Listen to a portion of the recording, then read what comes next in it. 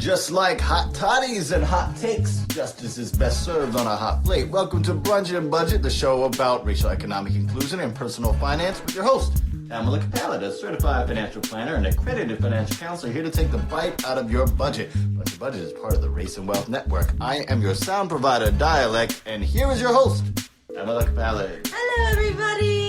How's it going? It's such a nice day today, isn't it? You know, with the intro, I said about hot toddies and hot takes because no. I have a real reason. Because what is it? we're doing a thing. Oh. About drink, because hot toddies are an alcohol. We are doing a thing. Yeah, say the thing we're doing.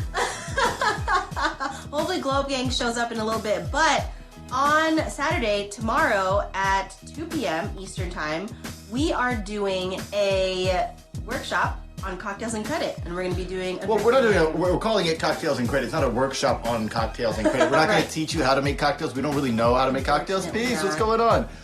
We're not like cocktail experts, but we are going to make cocktails and talk about credit while folks make cocktails and talk about credit. It's kind of like a drinking game about credit. Yes, exactly. A drinking game about credit. But not like a full-out drinking game about credit, because if you really did a full-out drinking game about credit, we'd probably all die.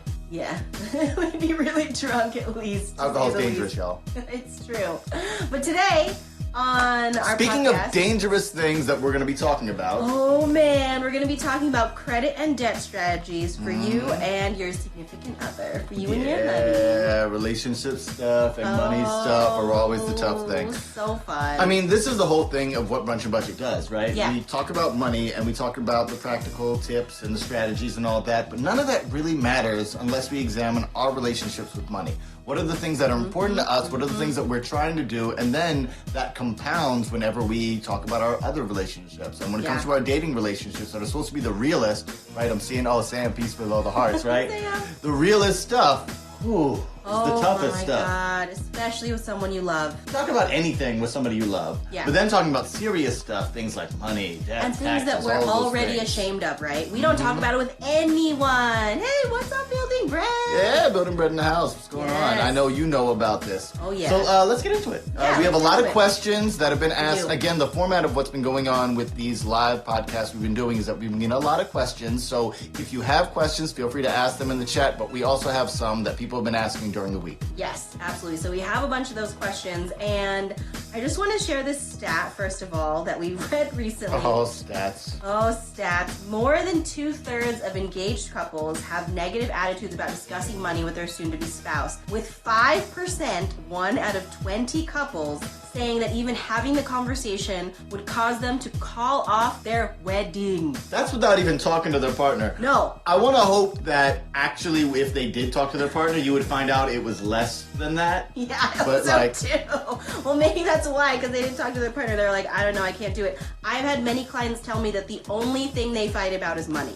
They talk about everything else, they can talk about anything else under the sun, but it's the only thing they talk about, only thing that they fight about is money. So we wanted to start with a question from a follower, and she asked, what strategies do you suggest for getting on the same page about money? Where do we start? And I thought that would be a good place to start. Yeah, where do we start? That's the hard thing. Like, all the stuff that you're talking about is very typical in all types of relationships. But when it comes to a dating person, like, talking to your parents about money, you already have a relationship with your parents about money. Your cousins about money, even your friends about money. But your relationship, when it comes to dating, there's first of all the norms that go into it and all this kind of stuff, and you're ending up where you're at. So to talk about where we start is like everything in relationships. We find the thing that is the easiest. Like, we have prescriptive stuff about, be vulnerable, talk first, and all this. But the real for real of it, when it comes to your relationship and you starting out with things, is find an easy part. Everyone always likes to tell you about finding a way to sneak it in, and the reason that people give this advice is because it's adjacent to the right thing.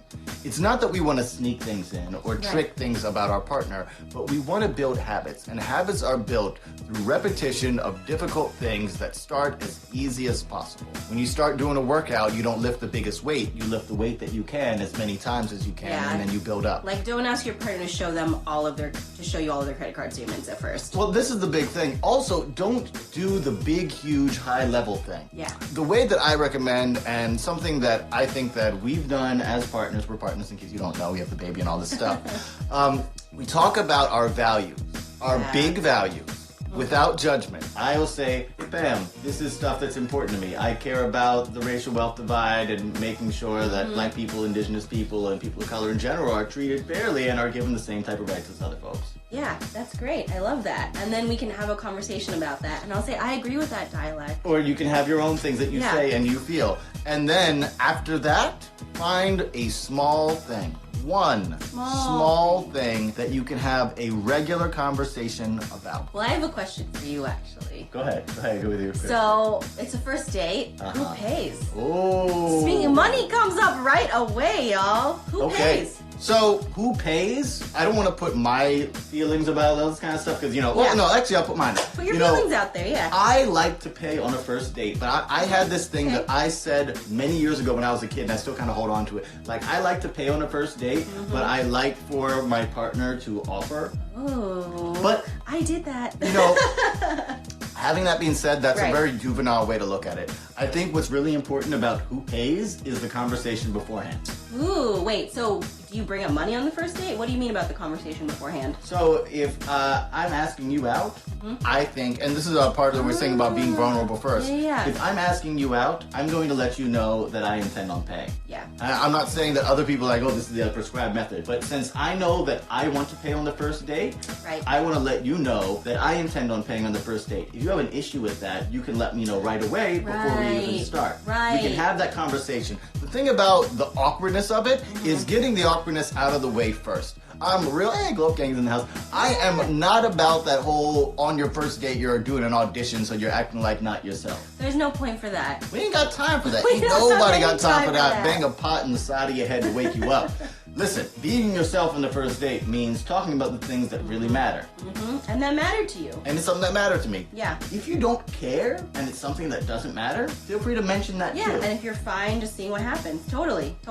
Okay, so yeah, money comes up right away. So then in terms of the strategies, let's get specific about it. Father, I want to shout out Leslie. That's for real. Every decision is easier to make when you bring it back to values. Yeah. Always. What's important to you about because we're not just trying out for these partners. Yeah, we want to share what's important to us. Yeah, absolutely. And then the conversation can become easier because talking about your values is a very vulnerable conversation to begin with, right? It's one of those things where there's the risk that you find out that your partner doesn't have the same values as you. And then does the money conversation even need to happen? When you don't know what your partner's values are or when you assume what they are, then that's where all of these assumptions around money and what you should be spending your money on or saving your money on or things like that also end up happening. So you want to be really open about your values because that leads into deeper conversations about money. And then honestly, all of the administrative stuff, all of the back and forth stuff gets a lot easier. It's still not going to be totally easy, but it gets a lot easier. You know what's funny is I think a lot of people are already doing this a little subconsciously or unconsciously. Yeah. When you look at, we've made the little gif about the lady who had the credit score requirement on her Tinder. And I think what she wanted and what a lot of people in those situations they want to have that conversation. Yeah. They don't have the language for it. We're not prepared for it. We're not socialized to it. But these are the things that we do know. Gotta have a J-O-B. Right? Is that the new version? Is the credit score? No, that's what I was thinking. It's ain't nothing going on but the rent. Yep. And if that's the paradigm through which we have these kinds of conversations, that's what people are going to say up front. Yeah. And that's why people are getting upset because, it's not exactly what people are dealing with values, but it is a direct statement that allows you to make a judgment before you start doing the dating thing. Right, and it's absolutely clear, right? This credit score feels like a tangible thing that someone can hold on to. So the thing to think about when it comes to being vulnerable first is you're going to potentially be asking your partner to share about their past mistakes, and that means debt, that means mistakes they made around money. And so you need to also prepare yourself to be able to share about your past mistakes or things that you feel like are mistakes. When it comes to you wanting to be the one to have the conversation, you have to volunteer the information first, and you cannot have any expectations that your partner is going to be willing to volunteer that same thing at the same time. Yeah, to be clear about it, if you want information about a certain subject to be shared, volunteer it first without expectation. Yep, that's huge. I know that sucks because you're hard. like, oh, what's going to happen? But that's what we have to find out. I will say for new couples too, one thing that I found that is really helpful to do that's fun and low stakes is planning your first vacation together.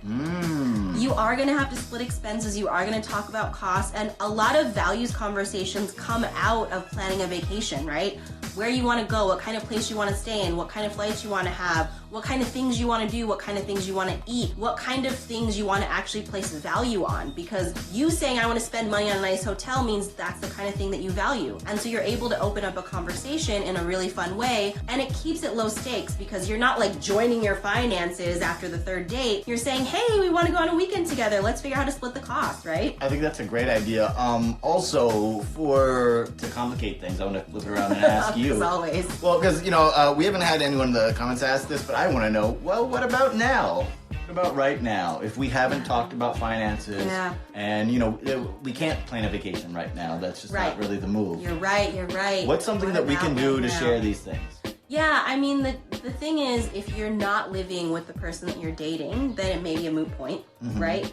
It may be a moot point in terms of what the practical stuff is, but it could be a really good time, even if you're like Zoom calling somebody or FaceTiming someone, to start figuring out if it's about to get serious, like what kinds of things you want to ask them and what kinds of things you want to share with them. I think that when it comes to starting that first conversation, it's about what am I willing to share? What am I ready to share? And what kinds of things do I want to, in a sense, like get off my chest, right? Don't think of it as like you're trying to find information from the other person, but like, we are thinking about money all the time. It's something that stresses all of us out. And to think about it in the context of a partner and figuring out how you want to actually interact with them about it, I think it's a really good way to figure out like, what do you want to tell them? What do you want them to know about you? I really dig this. Yeah. One thing I always like to say about your partner in a dating relationship is they handle your ego. You keep your ego on the low in your daily life, your work life, and a lot of that stuff. But when you come home to your partner, you want them to be able to understand your ego. Yep. And I think even if you're not living together yet and you're just working this stuff out, again, the no judgment stuff, if we can kind of be each other's counselor, ask like, what is something that you have a problem with? What is something that you care about? What is something that matters to you? And I just want to listen to you, share how you feel. And then the other person can share something that they feel, and they don't even have to be related. They can be asynchronous things. They don't even have to happen at the same time. It doesn't have to be I'm gonna do you and you do me type of thing. Yeah. We can, relationship stuff. Share however you share. But the point of it is I want to listen to you. Yeah. And I want to give you space to just speak these things out. Right. I think if you are really at a zero place and right now, and everyone's, saying all the stuff that they really feel right now anyway. For real. Let's go with that. For real. Yeah, I mean, I feel like now more than ever, it's a really great time to start thinking about having these conversations. And if you're in a place where, I think the next tough thing is, you're in a serious relationship, maybe you're married, maybe you're about to get married, maybe you've just moved in together, whatever it is, and you haven't talked about it, how do you start? It feels like you're too far already, right? You're beyond the like, oh, we're planning our first vacation, oh, we're like doing Zoom calls back and forth, whatever it is. Like how do you start a conversation that feels like you've already thought about it? Yeah. It feels like it's already difficult to start it. How do you go backwards? So the reason it's difficult is because you're breaking routine. It's not even, I don't even think it's about going backwards. I'm not into the whole going backwards, starting over kind of thing because we're just moving forward. We continue to have the stuff with whether we consider it baggage or memories. Yeah. And I don't think that we need to go backwards in it. When we break the cycles of where we've been, there's going to be anger, there's going to be confusion, there's going to be problems. Yeah. And we're going to have to talk that part out. And when it comes to breaking these cycles, it's about making sure that we understand we're not, it's not that I don't appreciate what's been going on. Yeah. It's not that I don't love you in the situations and what's happening. It's that I want to question and examine. And we question and examine all the things that we're doing in relationships on a periodical basis. Do you remember the first time we talked about money? What you gonna bring up? Go ahead. No, I don't remember. We've been together for 12 years, y'all. I was like, how did we bring it up the first time? I know we went on a vacation together early. That's what I was gonna say. That was a big one. When did I tell you my credit score? I don't even remember. I don't know credit score, but let's talk about the vacation thing. So I do remember. So what's going on, y'all? I do remember when we first went on vacation together. Yes. We went and traveled. We went to California. Yeah. It was a really nice trip, and we talked about money kind of minimally. What happened was we talked about things on a case-to-case basis. Yeah. And it was a thing where we started off very cautious. I remember at the beginning of the trip being like, always just reaching for my wallet and pulling out because I think we both I need were. to. Yeah, and it was a little bit on your end. Or I was like trying to take care of all the like online payments, like booking the hotels and stuff. And what happened was we were talking about that and trying to figure out how it went. And I think it was me who said it, but I don't think it matters who says it. I said, I'm going to pay for this thing. and then you can pay for that other thing, and then I got this. And I'm pretty sure that I angled it so that I was paying a little bit more. But it was enough that it was negligible because you could see we'd been back and forth about it. And that was our first foray into being able to talk about money. Yeah. We continued on that for probably a long time before we sat down and had a discussion about how we had been back and forth about things. Right. And like, it wasn't even that we were like, we're ready to join finances, but I know I was in wealth management and I think I was curious about your credit score, something. I don't remember how that came up, but I was just like, I wonder what it is. And I hadn't checked mine in a while, so I was like, I wonder what mine is. And I think that we started kind of having that conversation from there too. Yeah, well, see, that was after we'd already developed a lot of trust. This was like 2 years into the relationship. Well, and the thing of it is we started having those small conversations about money, which led to the bigger conversations about money. And this is the thing I think is really important. That's what you said about habits. Well, this is what I'm saying. Yeah. Is that there needs to be both, and this also comes from, if you guys are teachers or project managers, you know about the micro and the macro. Looking at and examining the heck out of one small moment, and then reflecting on how that matters in terms of your values, the big things that are important to you. Like in corporate places, it's easy to look at like there's just like a values chart. It's like this is what It's like core values, live by them, right, whatever. all that stuff. And it's more nebulous when it's you, and then it becomes more nebulous when you start feeling like it's us. Because when do my values become our values? That's the thing to keep in mind when it comes to values is you're each still going to have your own individual values, but now you're going to have values as a couple that are a merging of the two. We still have each of our own values, but now we also have values as a family and values as a couple that are different potentially than the values that we also each hold on our own. And I think that's the thing to really, it's not a negotiation thing, but an understanding thing of that you're creating something new. You're creating something new out of this. And I think that's a really good point, actually. I just keep thinking and going back to the habits of how every time money did come up, even the little things about money, we did stop and talk about it, even if it was brief. And so by the time it got to the point where I was like, I wonder what his credit score is. I wonder what my credit score is. What does that even mean? Then it wasn't that difficult to bring it up. Yeah, I want to go to a song in a second, but I want to mention when you started bringing up the stuff about credit scores, again, no tricks, no traps. You genuinely asked, hey, what's your credit score? I need to check mine because I don't know my credit score. Yeah. Do not try to set up some trick or gotcha moment with your partner where you're like, I already know my credit score and I know where I'm at and I know that you don't have your credit together. So let's about those credit scores. Slide credit score arm. None of that is going to work. Again, tie these individual actions to your big values. If you can frame them, if you are a revolutionary type person, if you can frame them and being like, hey, understanding our credit scores, it's not a judgment on you as a person. It's not going to matter to me as far as dating you, but it is going to let us know what type of institutions we can roll with so we can do the revolutionary stuff that we want to do. Right. That's one that works. I love it. So what's the song here? So we're going to go into a song. I want to go to the UK. It's actually a combo. It's an Irish singer-songwriter and a Venezuelan DJ. They combine to form a group called Angels, and they got a song called Communicate. And we're going to answer some more questions as we play the joint about communicating. Do you think they're a couple? That's cute. I don't know. I like that. Got a lot to say, but I find it hard to communicate. Stuck deep inside my brain. Wish I could convey what I mean to say, but things just ain't that easy. That's just me. I've got my reasons. I've got my reasons. If we just communicate, we might not lose it all. Might not lose it all. Give in to the fall if we let go. All this fighting is getting old. Why can't we talk this out? Sit and work it out. Face to face, baby, we can take this, yeah.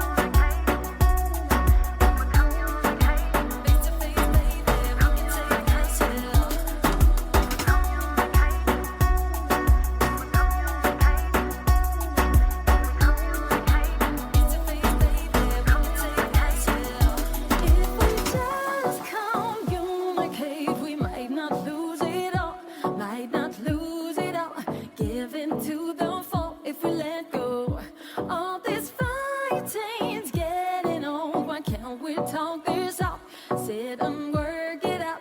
Face to face, baby, we can save this, yeah. So I have a great question here. We play all indie music. If you have indie music All about indie money or music. about the situations that are about money, please send it to us. Yes. So my husband and I are looking to buy a house in the next 2 to 3 years. We've opened a money market account and contribute $750 a month. However, I'm wondering if you could provide advice for first-time homeowners. It would be great to have an action-oriented timeline, what we should be aware of. I have no idea of the process, and some of our friends are on their second or third house. Word! Yes, this is Yes. a really good question. This is an excellent question. So first of all, when it comes to buying a house, that is a huge financial commitment. Also, dialect. Yeah. We bought a house Yeah, we bought a house before we got married. before we got married because it's That's the real financial commitment, y'all. well, I mean, honestly, because talking about conversations and communications, we had discussions about marriage, Yep. and we shared the values that, like, marriage is a real institution, but we didn't think of it as a determinant of our commitment. Yeah. We talked about what would be a real commitment. At the same time, you were considering buying a house. Right, and then at some point it just made sense for us to be talking about buying a house together before it actually made sense for us to get married. Well, and I'll talk about the money of it. Yeah. So we both were Word. living in good situations. I with was paying roommates. $400 a month for rent. And I was paying similar. Mm-hmm. And we were like, well, I don't want us to take these like roughly $800 that we're paying in rent and turn it into a $1,800 place. Which is what would have happened. But we were ready to start moving in with each other and not have all the many roommates that we had. Yeah.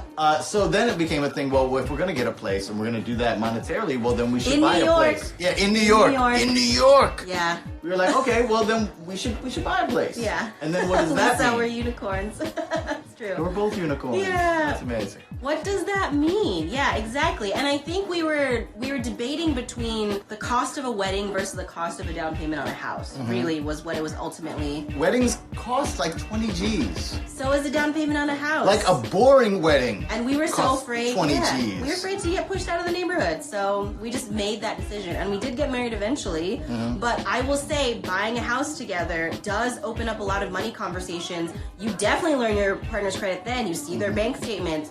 You see what their income is. You look at their tax returns. All of this stuff comes up in the course of this conversation. You're gonna have to know about debt. Probably the Have to. biggest problem I've heard people talk about in their relationships, the thing that they have a barrier and don't want to share is debt. Yeah. Often those come yeah. from bad situations.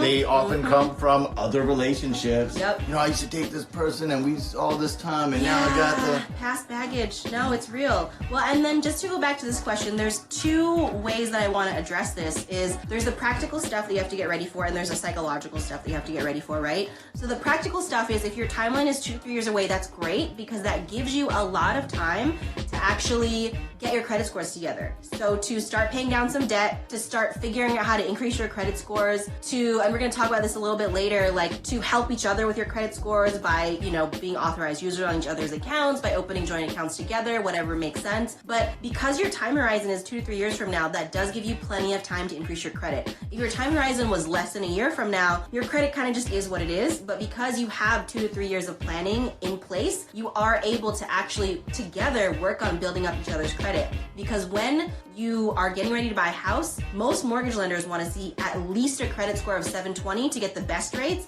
Usually they want to see at least a credit score of 680 to even consider you for a mortgage at that point. So you want to get to the point where your credit scores are climbing above 700, and the best rates, the highest credit score you really need, what we've seen on average is around 760. They did a study on that your credit score needs to be around 760 and you'll qualify for anything. And Yeah. on the time horizon tip, when you're in a new relationship, generally I don't think time horizons need to be brought up unless you're in a situation where time horizons need to be brought up. In that case, then bring up time horizons on the first date. But when we were talking about earlier, if you're already in a relationship and Yep. things have been rolling and you've already got some thoughts and feelings, maybe you've had discussions about the future, and as soon as you start having discussions about the future, start discussing what a time horizon looks like and means to you. What's 'Cause your timeline for buying a house? What's your timeline for starting a family? What's your timeline for paying off your debt? start it when you're in relationship, but it's already vague enough that you can adjust it. Yeah, exactly. So I love too that you guys are saving jointly together.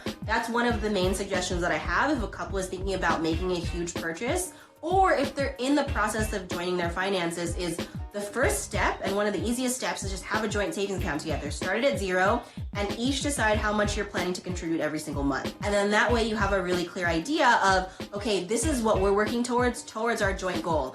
So again, going back to what we were saying about how you each have your own individual values, but you also now have values as a couple. This is a great tangible way to actually be able to actually see those values going up together. So on the psychological side, when it comes to figuring out how to buy a house and deciding whether to buy a house together, so because you're going to be kind of unraveling all of these things, and buying a house is a long-term process, it's also time to really start having a way to talk about money regularly. Whether it is money meetings, if that's how your couplehood works, whether it's about showing each other how you pay your bills or what your bills are, it's time to really start getting used to sharing all of these things with each other on at least a conversational level, if you're not doing it on an administrative or physical level of actually joining your accounts. Yeah, and the conversational rather than administrative, I also want it to be in the way that we speak to each other. So for people of color, specifically for Black families, there's a lot of pressure on our backs to make generational wealth happen. Yeah. 'Cause we didn't have it, we didn't have access to it, and now maybe if we've got some kind of bag, we want to figure out how to get it together. Yep. And a thing that I think is really important for us to start talking about when we talk about generational wealth and what we want to build as a couple is how we feel about it. Oh. Because, like I said in my opening, it's a lot of pressure. Right, This it thing is. about generational wealth is like no one else has been able to do it, and now I have this possibility that I could do it, or maybe I could do what everyone else has done, or maybe other things are going to come in, and there's a lot. And do you mean like make sure that you're both working towards generational wealth, make sure you're on the same page about what that means? Well, I want to get on the same page about what that means. I think Word. it's perfectly fine if you don't have an opinion on it yet, if Yeah. you don't know where you're at yet, or if you're conflicted. And I think it's really important because when you get into early relationship things and you start building and dealing with these aspirational things, especially dealing with community, you want to say the best thing that makes you right and makes you the one who's going to do it all and be the leader. Well, because your values are on the line in this way too, right? And I think And that's reputation. oh my god, all of it. And also, what will my partner think of me, right? All of that stuff is wrapped up into this. And I don't know about you, but I don't care about you. I care about her. And no, in terms of like what That's I want real. people to think of me. Like Yeah. y'all, I mean, like think nice of me. I'm okay. No, but no, y'all can think any way you want. But it really is so heightened Yeah. in terms of what my partner is, and it takes a Yeah. lot to be honest about the things we're afraid of, the things we're does. confused about, and the things that we just aren't ready to do. Right, and especially when it comes to buying a home and purchasing property, generational wealth is, whether or not the conversation comes up, it is something that you're either thinking of that house as or not, right? There are a lot of people who are like, I'm gonna buy a house because I think it's a good investment and that's the thing that I was told to do and that's the thing that I should do. And there are a lot of people who think, hey, me buying a home is me putting down roots. I wanna be able to pass this on to our children, to other family members, whatever that means. Home ownership is one of the #1 ways that families have been able to build generational wealth and been able to pass down wealth to generations after them. And so buying a home has a lot of these other conversations that need to happen, like you said, especially for families of color. Period. All right, so Yeah, let's get into that question covered a lot. Thank you for that. You know, really appreciate that, and I want to bring this to a what if that we have. Yes. So what if your partner doesn't want to talk about money? Yeah. What if it's that thing that you fight about, the only Yeah. thing that you fight about? And what if your partner just refuses no matter what you do? What do you do, Dialect? DTMFA, right? Isn't that what's the name said? No, come don't on. do that. Don't do all that. Don't do that. Dan Savage, that's the guy's name. No, I will say that money has a lot of trauma around it potentially for someone. It has a lot of family trauma, a lot of personal trauma, and there's a lot of shame and embarrassment around talking about money in general. It's the last taboo. I mean, parents are afraid to talk to their kids about money. Well, it's sort of how like race isn't real, but racism is. Money is a thing that doesn't have a positive or negative thing to it, but our relationships with money have. Yes. And what's tough and like a thing that's really hard in the conversations we have with our partner is we could have the same situation, grew up in the same type of area, but our reaction was different. Oh yeah.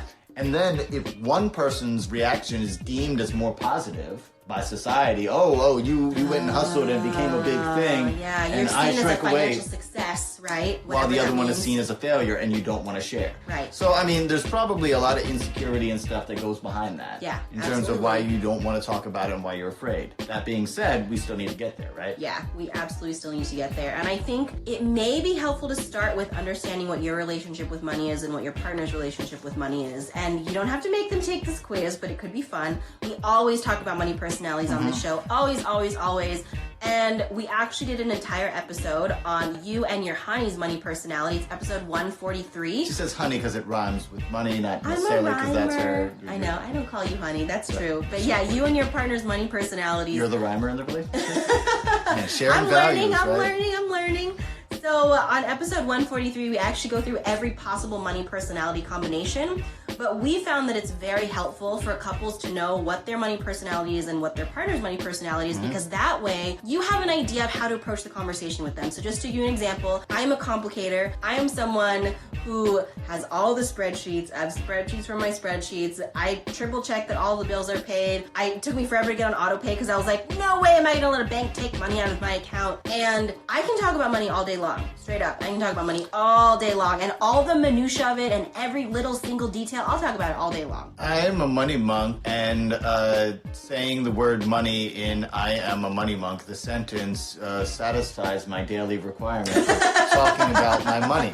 It's as far as he wants to go. Yeah. It's true. So imagine when I need to bring up, oh wow, Glow Up Gang Unicorn. Wow, both both paper paper chasers. chasers. Dang. Okay. Well, This no- is the episode, and tell us what you think. But no, it's really fun because you and I are diametric opposites. Yes, we're total opposites on the matrix. On the chart, Yeah. and it's one of those things people saying about opposites attract, and then we hold each other down, and that is often the case. We see many couples that have opposite money personalities. We also see many couples that are the same money personality.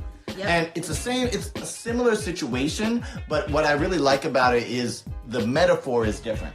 As a money monk, I need to know about the social good. That's the reason that you will get me to open up a spreadsheet. Right. I need to know about the social good, and then if I want to share with you a social good, I need to have the receipts. When Yeah. you guys are both the same money personality, say that you guys both being paper chasers, you guys are interested in the next thing and building the next thing. Yeah. The metaphor is not about finding the difference, it's about finding the methodology in which you do your thing. Yeah. So as both paper chasers, what do you think about a contract that is on the table? And what do you think about a check that is in the mail? What do you think about a prospecting call? Yeah, what are your individual processes that you've developed as paper chasers? Because there are a whole different kind of paper chaser situations that can go on, and it's a matter of figuring out where the symmetry is and also figuring out how you hold each other down both as paper chasers. And thank you, Leslie. The test can be found at brunchandbudget.com/personality. Yes, so you and your partner can take that test, and it goes through a whole breakdown, and then episode 143 goes through the combo of every single money personality for the couples. So yeah, that is often a really good and fun place to start. That's where I start with all of my couple clients, is to figure out what your money personalities are and to figure out how they work in relation with each other. Because then you're able to talk about it in a way where you're like, oh, I understand that my husband as a money monk can only talk about money for 45 minutes max. And then after that, it's over. I have to stop. I have to stop because he can't do it anymore. You know this about your partner in several do. different ways. If they need to go home, your partner usually, right? You have that look of like, oh, yeah, they're ready to go home. I'm always ready to go home. Across the room. No, but you have a look. Yeah. We'll be across the room. I'll see the look of like, okay, everybody got to wrap it on up, and we'll do that. And it's the same thing with our partners. It's like I was saying before about the ego. We look out for our partners in the social sense, and we need to look out for them in the financial sense as well. Yes, absolutely. And that's how we share our values, by the way, and that's why they don't always have to intersect. Word. I love it. So I want to go into what it means in terms of credit and debt to be an authorized user on someone's account, to have joint loans together, and then what happens to your credit scores when you get married, because that's a pretty common thing that happens. I So wanted to note that these are big steps. These These are are big once you steps. guys have decided that, we're doing this for real and we would like to merge our finances in some kind of way, partially to either look out for each other or to build something new together. yeah, so if you're in a place where you or your partner need to build up their credit score and do it fairly quickly, there's a thing called an authorized user. We have an Instagram post about it, But basically what it means is you add your partner adds you as an authorized user on their credit card, and they're able to use your credit card, and they're also able to basically take on your credit history. So how it helps your partner is, one, they are not the primary holder on the account, so they don't get a ding for opening a new account. They haven't opened anything new. And also they get your credit history, they get all of your positive payment history, and they also get your credit limit on their thing. But the caveat is that with an authorized user, they're not responsible for paying down any of the debt. They're allowed to spend money on They the can card. use it, but not. So like, They're an so. authorized user, not an authorized paybacker. Yeah. Ooh. Yeah, so if it's a you're big gonna do step. that, that's not just a conversation about having; it's the conversation about what we're spending it on. Yes, exactly. And usually an authorized user situation tends to make sense when, again, if one person in the couple doesn't have credit at all, maybe they're not from this country, maybe they haven't built their credit up yet, and you can put them on as an authorized user. And you as a primary cardholder can take anyone off as an authorized user anytime also. But you as an authorized user now are able to take all of this on. Now the thing is, Trust. Thank you, Lisa. Trust. yes, That's a so much trust. Yeah. Great Prince song. Yeah, it is. An authorized user situation, also on a practical level, is often a really great way for couples to actually split their expenses. So, especially when you move in together and you start buying toilet paper together and groceries and you start sharing everything, sometimes it's this thing where you're like, oh, you got the groceries this time, I got the groceries this time, or, oh, we have to like split up this meal that we just bought together, or split up this trip that we just bought together. If you put everything on basically this joint credit card, then you can decide at the end of the month how you want to split the credit card bill instead of trying to split every single transaction every single time you do it, or trying to track things or whatever. And so I've had plenty of clients who have done that. Yeah, because it's an introduction to creating the same pot that Yes. you're going to be taking money out of. Exactly. While still maintaining your individuality. Yeah, so when it comes to authorized user, that is a really good first step. And then the next thing is joint loans. So there are some people who they don't put you on authorized user, but maybe you want to buy a car together. And this is also a really great way, especially if one partner has a better credit score than the other, to build up the other person's credit score or to get them having a credit score for the first time.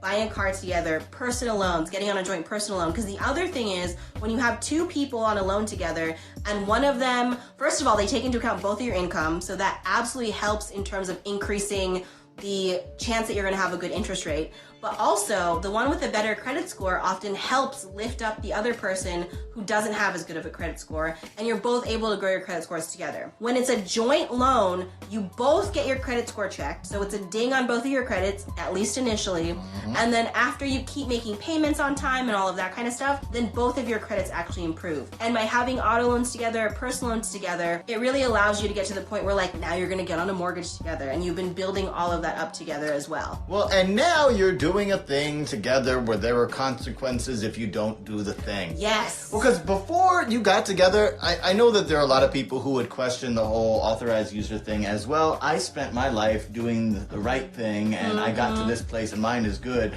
and they made mistakes, so why should I even do Right. all They that. can figure all that out themselves. And if you are thinking that, then maybe they're not a partner to you. That's fair. Because when we get to the partner That's real. thing, well, no, I'm saying, like, you know, you may like them, you may love them, but I don't necessarily think that you see them as a partner. You may see them as an equal, and you may like a lot about them. But I think when you partner is when you start getting over that, is this fair? Because you stop thinking of it as me and you and start Yeah. thinking of it as us. And I know that feels like cliche and very kissing in the rain kind of stuff, but that's how we do. Yes. Oh, we got a good question. Recommendation on best joint credit cards. Excellent. Great question. So actually, as of now, there are no such thing as joint credit cards. So you can't actually own a credit card jointly where both of you are primary account holders and you're both responsible for paying it off. Right now, it's only one person can hold a credit card and the other person can become an authorized user. So there's a couple ways to think of this. One is you put your partner on as an authorized user on an existing card, which means it doesn't affect either of your credit scores. The other is that you or your partner open a new card, you get the ding on your credit, and then you put them as an authorized user on that new card. Often couples will do this when they're like, oh, I've been wanting the Chase Sapphire card, or I've been wanting the Amex Platinum card, or I've been eyeing the special card that now I can think of just for joint expenses, especially if you're using your other credit cards for other things. So it's not a matter of having a joint credit card so much as one person opening the card and the other person becoming an authorized user. You know, I was thinking about, our paper chasery couple and thinking about ways to join things. And an idea I had about starting new stuff that might help separate and give you a little metaphor. It's a business or a venture. I would say venture because that has roots in adventure and feels like a fun thing rather than like a business and money thing. But it's like a business, and you should have separate account and separate accounting. And if you think of it as a venture, this can be a way for you to start digging in there without having all the judgment stuff or worrying about what happens. Because this is another thing. If you guys start off with this account that you're sharing together or doing the authorized user thing and things don't go perfectly the first time, it can seem like a sign that the relationship is doomed. But no, everything requires practice. Everything, honestly, especially if you've never done it before, I want you to think of it as an experiment. It's all a let's see what happens, or one of Dialect's favorite rhymes. What was that? Guess and assess. Oh yeah, guess and assess. That's all y'all are doing at the beginning. You're guessing and assessing. You're saying, oh, we think this might work out. And then after a while, you're like, did it work out? Well, because the thing is, when things don't work or when things aren't working as well as you expect, you're going to go back into the patterns and the habits that you already know. Yeah, straight up. That's just what's going to happen. Habits are as sticky as hell, right? Yeah, no, I mean, habits are the ways that we build our life. Yeah. So you have to remember that these are building blocks that you're growing on, and you're going to have to build new blocks if you're trying to change the habits that you have.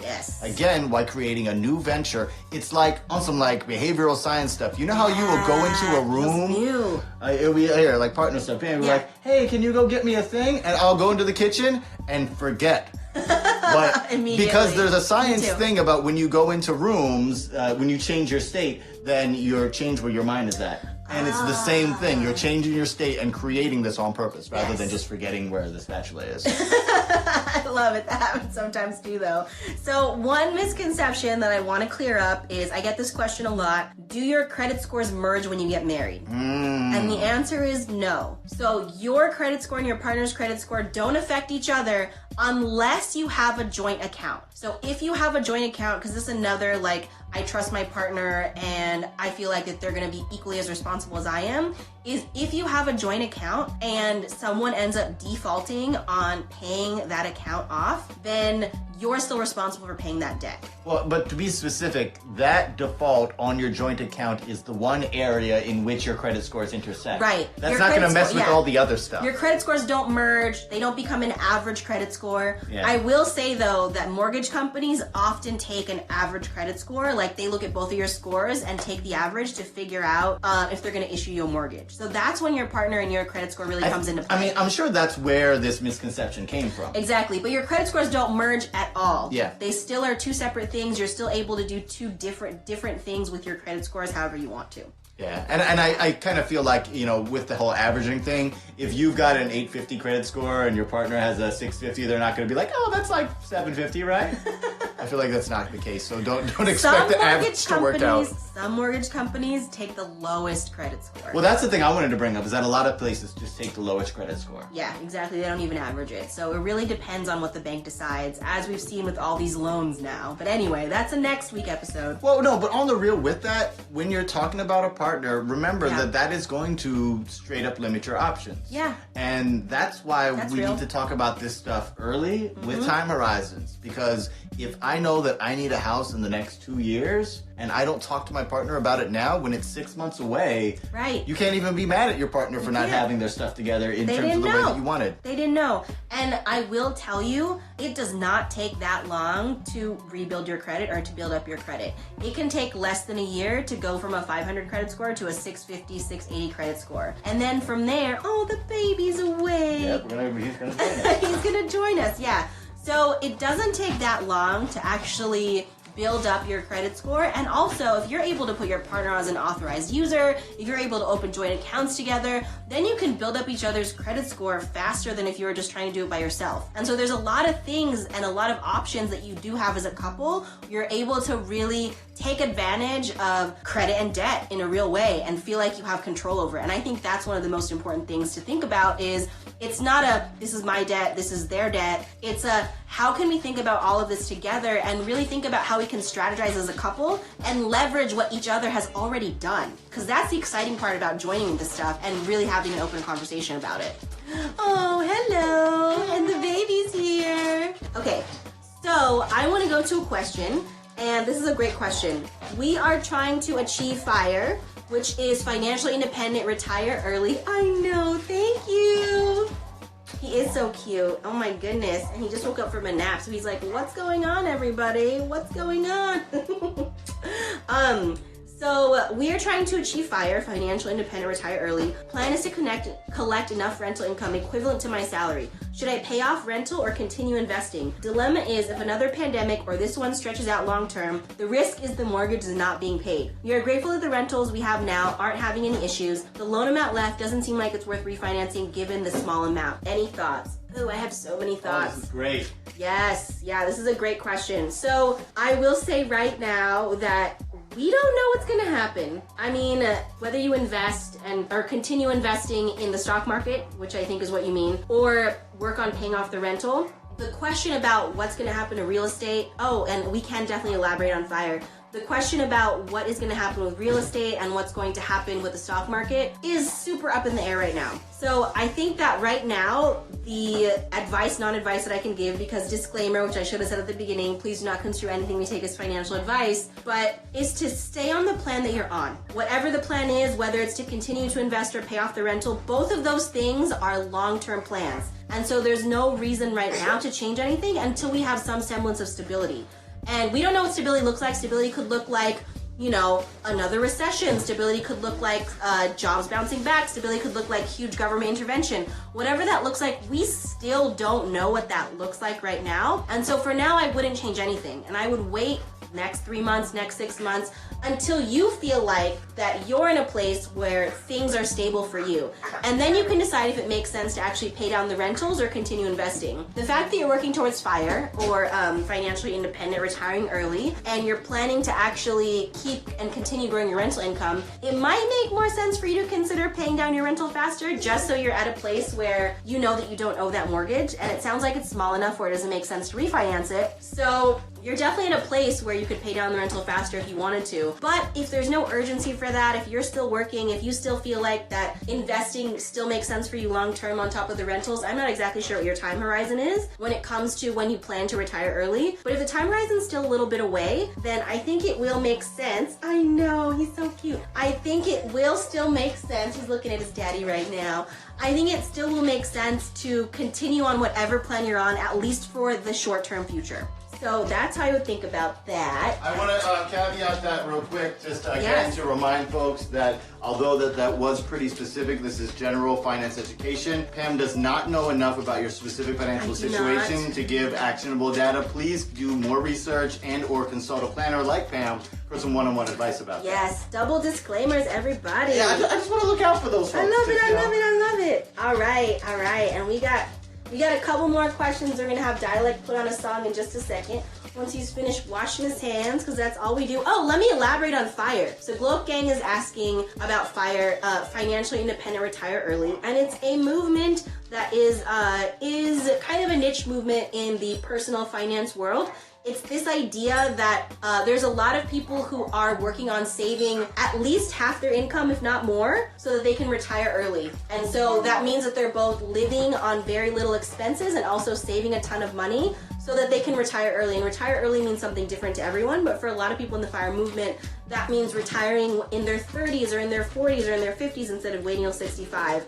And I also think we should do a whole episode on this, but the concept of retirement in general is something that has totally changed, I think, in the last 10, 20 years. Yeah, most definitely. The idea of staying at one job for your whole life, that's not the case anymore. That's not how things work. It's not always the case. Yeah, so we should definitely do another show on the FIRE movement. Yeah, because there are some people who are like, I want to retire early from the thing that I have and be done with it. And there are other folks who are like, I can continue to work while I'm doing my traveling and doing the things that I love. Yeah, so what's the next song? Right, we got a song for you. It's coming out of, I think this one is from Dayton, Ohio. Is this Dayton, Ohio? Oh, cool. No, Canton, Ohio. Excuse me, Canton. I'm getting my Ohio cities wrong.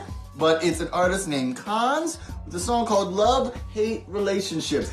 And, that's great. well, it talks about things like the habits, the way that we can fall into cycles, sometimes harmful cycles, that we don't know how to get ourselves out of. That's so So real. we'll put that on. We'll answer some more questions as we're getting on out of here.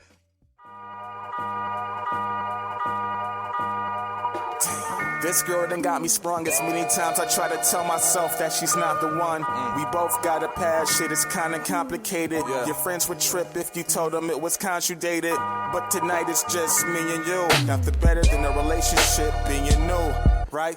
So get your nails done, hair did, all that good shit, and make my niggas feel like that's the chick I wish I could get. Make these bitches hate, but you just brush them all. 2K, Bonnie and Clyde in the ride like fuck them all. And everything is going just how I said it would. I only keep her if her mind and her head good. We smoke out, stuffing eighth in the joint. I put it blunt, but I like getting straight to the point. And all I wanna know is where's that thing going? Cause you got me interested, and I know I got you open, so I can come over, we can chill. But gas is $4, so I'm tryna fuck for real. Shit, you might be on the same exact thing. We both freaks. Do you think that's a bad thing? Nah, not at all. We was made for each other. So let's do our thing and we can lay with each other. You got me thinking about things to say to my mother. About you. Round and round we go. Where we end up, baby, you'll never know. It's that love, hate.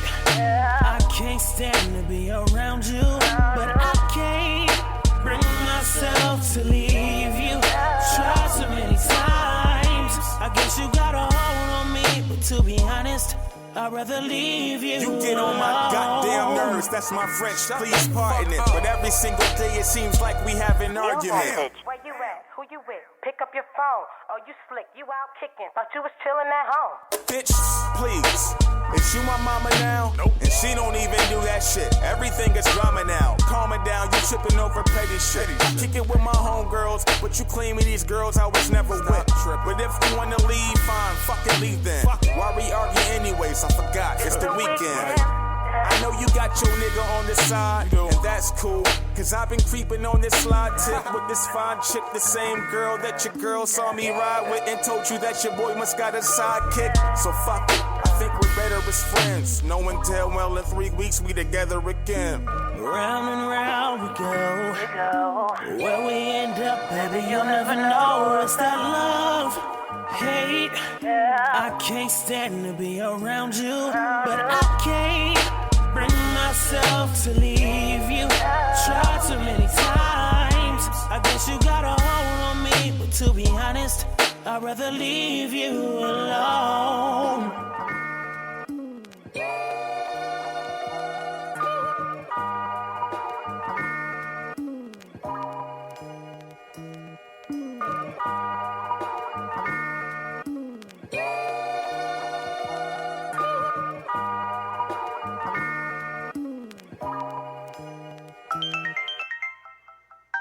Oh my god, what the fuck, man? This bitch is calling me private, man. What the fuck? What? Damn, nigga, what's good? My bad, bro. I thought you was calling, man. What's up? Hey, I'm about to hit the strip club in about 15 minutes. You down? Man, you know I don't do the strip club shit, man. Man, you know what? Matter of fact, man, fuck it. You said 15 minutes? Yep. Okay, I'll meet you there. That's what it do. Yep. Because we do like to play a few songs, I want to talk about the other song that we have as well that we'll, I guess, tack on to the end because we're getting towards the end of today's session. Yes. That one is called Long Distance Relationship from an artist named Imperfect from out of Oregon. So that'll be at the end. And I love, can I ask you an off-topic question about your cool computer cover? Where is it from? Thank you! It's from Amazon. DM me and I'll send you the link. It is awesome. Sorry, yeah. I love it. You can probably find it at places other than Amazon, but Yes, this one is from Amazon. they own everything. They do. So I want to answer some more questions. I got a question. So I finally got my stimulus check in the mail, but got the $1,200 and thought I'd get more money for my kid. She was claimed on my taxes. So this is something that has come up. And the tricky part is, even if your child was claimed as a dependent, if they are over 18, you do not get the additional $500, unfortunately. So if they're over 18 and they're going to college students are not eligible for the $500 additional stimulus check, which totally sucks. I know. I don't know why they made that rule. It's not like college students don't need money, but you don't get the extra $500 if your child is in college right now, even if you claim them as a dependent. And then I have another question. Can you guys recommend any good books and reading material about financial success that are politically informed? Yes, we can. So this is complicated Because there really aren't necessarily exactly what you're asking for. Someone that talks about personal success while also talking about the systemic issues. We found a bit of a piecemeal where we found a lot of great books that talk about systemic issues and then a lot of books that talk about how to achieve success. And I think that looking at them in tandem is really going to be helpful. Yes, so we recommend Devin Fergus, Land of the Fee, where he talks about how fees are basically killing our bank accounts and killing middle America. The prevalence of fees, bank fees, ATM fees, credit card fees, merchant fees, all of this stuff are little ways that the financial industry is just taking money from us. He's actually got a great book series that takes chronologically the history of these types of issues. Yeah. He's been on the Race and Wealth podcast. That was the precursor to the Reach to the Choir, so you can also hear him talk too. He's great. Yes, and then Mirza Baradar on The Color of Money, Black Banks and the Racial Wealth Gap is another great one in terms of financial success and systems. And then Bob Friedman, A Few $1,000, where he has basically a plan for giving Americans a few $1,000s. And we're seeing now, I think, with the PPP loans, with the stimulus checks, with expanded unemployment, that a lot of people are actually benefiting financially from government aid, ultimately, and the EIDL loans and things like that. And so I think that there is some merit to pausing student loan debt, to giving businesses additional money to give them a cushion. And I know this was part of an emergency act because of the coronavirus, but we are seeing people being able to keep their businesses afloat because of government intervention. And then the final book that we recommend is Tom Shapiro, Toxic Inequality. Tom Shapiro is the original racial wealth divide, talking about it in the 90s when nobody was talking about it. And he was... Not the original. Not the original. I mean, I shouldn't say original. Hey, Dr. King and them was talking about it. Panther was talking about it in the 60s. But, he started doing it in the 90s. He started doing it in the 90s. Which is a long time ago now because we're all old. Because we're all old. It's true. It's true. And then I see one more question here. What's your opinion on moving 401ks to cash versus keeping them in stock? Yes, that's a great thank question. you for asking that because that's coming up a lot Yes, right now. Further disclaimer, again, I'm not giving investment advice, but in general, what we are telling our clients to do is to not change anything. Going back to the FIRE question about paying down the rental versus continuing to invest, do not change your investment plan. Right now is not the time to change anything. You have an investment plan for a reason, because when the markets are volatile and things are going up and down, your emotions are going to get in the way. Period. That's just what's going to happen. And that's why you created an investment plan when you were in a place where you weren't emotional about it. So now is the time to stay the course. And if you're in a place where you have 10, 20, 30 years before you have to actually access that 401k money, then you have the time to ride this out. And so for now, we recommend keeping your investment plan what it is, and don't make any changes until we know what the new stability is. Well, it's like the whole thing about, make your grocery list after you've had a meal and not when you're hungry. But really, I don't want to say that your emotions are getting in the way, because sometimes our emotions are leading us, and that's okay. If your emotions and your feelings are like, I feel like we need to change, then that's something that we need to address, and that's okay too. Totally. And yes, you can babysit our baby after quarantine, Brooklyn Plants. Yes. I know, right? He would love that. He would love that. All right, everybody. So it's just about time. Instagram is going to kick us off in a little bit. But thank you so much for tuning in. We are also going to be putting this on IGTV and also on our podcast, Brunch and Budget. And please continue asking questions about this topic, about other financial topics. If you continue to ask a torrent of questions, then that will influence the episodes that we're doing. We're doing this live at 2 p.m. Eastern on Fridays here on Instagram. Oh, and next week, let me give you a preview. We're going to be talking about PPP loan forgiveness and unemployment for freelancers. So ask all of your questions about that. We already have some questions in the hopper. Oh, yeah, and one last thing I want to say about whether you should have your 401k and all that stuff and your worries about leaving it there. And it's like, well, what if I leave it there and then everything falls apart and the stock market goes down and it's revolution?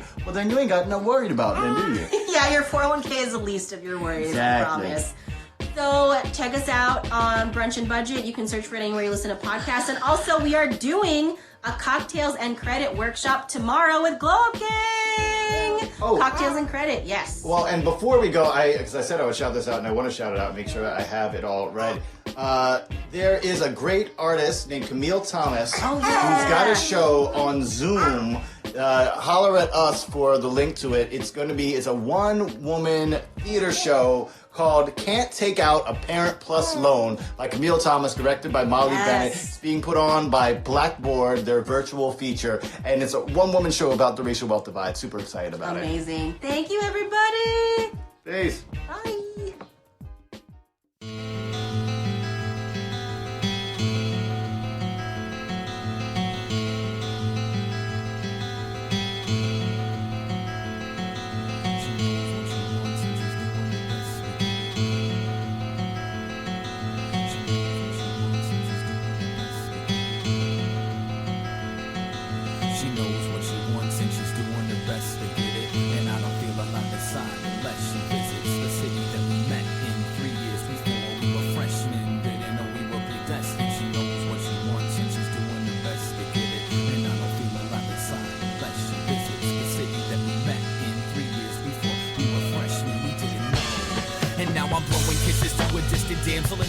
I need to channel all this stress, cause I can't handle all this mess. I'm trying to get my life together, and she's my inspiration. After all my times were severed with the one I shared relations with previous to her, and it seems it's just a blur. But as seasons change, I rearrange the feelings that occur, and the constant thoughts of us together makes me just adjust my temper. She knows I'm a smart ass, and I know she's just as clever. Baby, you make me better, and it's been a long time coming. Best believe I'll wait forever, so keep the meter running. I'm in need of someone, something other than what you are used to. With a loose screw, and you're a godsend with a name that suits you. Appropriate, I hope we get emotionally closer yet. Feel our souls connect, the full effect of love with no regrets. Some say I'm sounding snappy, cause their attitude is crappy, but I'll tell them fuck you gladly, cause I'm finally feeling happy with my long distance relationship. I must admit I can't wait to taste your lips. It's pretty hard for this pretty impatient kid, but you're the best, baby, so the best I'll make of this. My long distance relationship, I must admit I can't wait to taste your lips. I fuss and bitch a little bit cause your face I miss, but you're the best, baby, so the best I'll make of this.